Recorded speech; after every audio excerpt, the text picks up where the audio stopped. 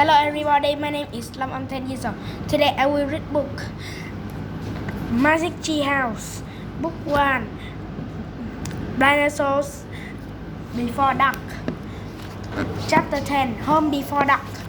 Jack heard a bird singing. He opened his eye.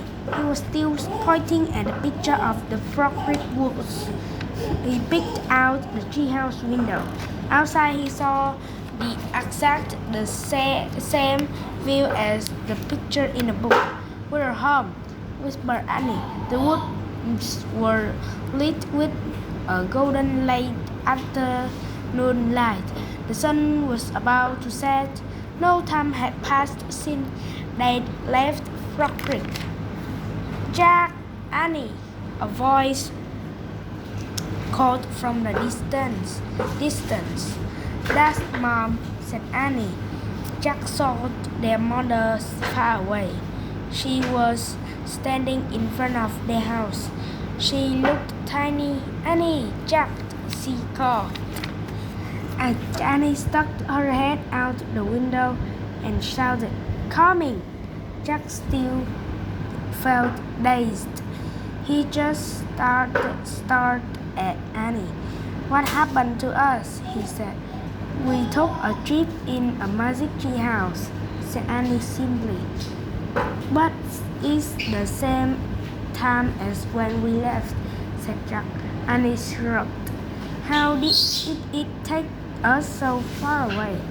said Jack. "And so long ago. And you looked at a picture in a book and said you wish we could go there," said Annie. "And the book Magic Tree House took us there. But how?" said Jack. "And who built this magic tree house? Who put all these books here? Magic person, I guess," said Annie. "Oh, look," said Jack. "I almost forgot about his." Jack reached into his pocket and pulled out a gold medallion. "Someone lost this back there," he said. "In this dinosaur land. Look, there's a letter M on it." Annie's eyes got round. "You think M stands for magic person?"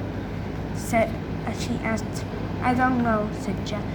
"I just know someone went to that place before us." "Jack, Annie," their mom called when. "Coming!"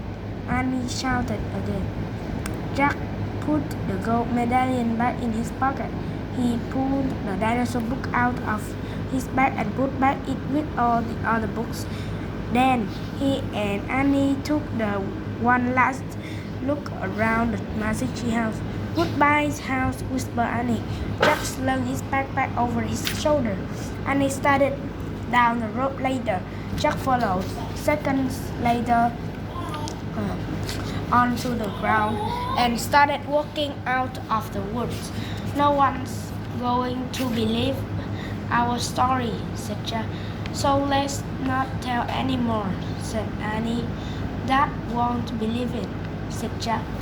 "He'd say it was a dream," said Annie. "Mom won't believe it," said Jack. "She say it was a pretend."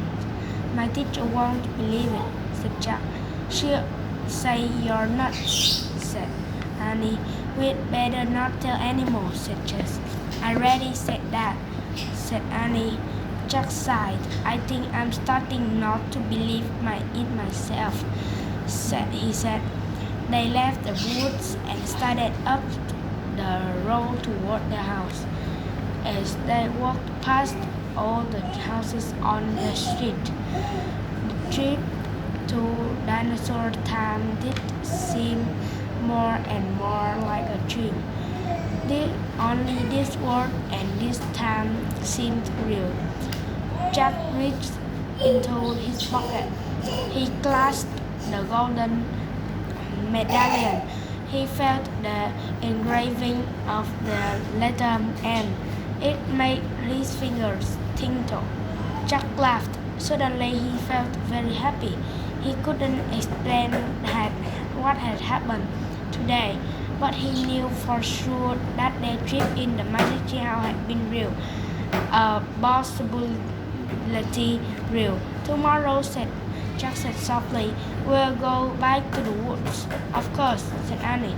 And we climbed up to the treehouse, said Jack.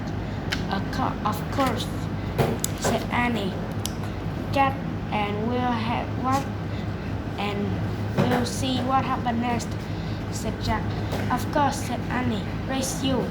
And they took off together, running for home.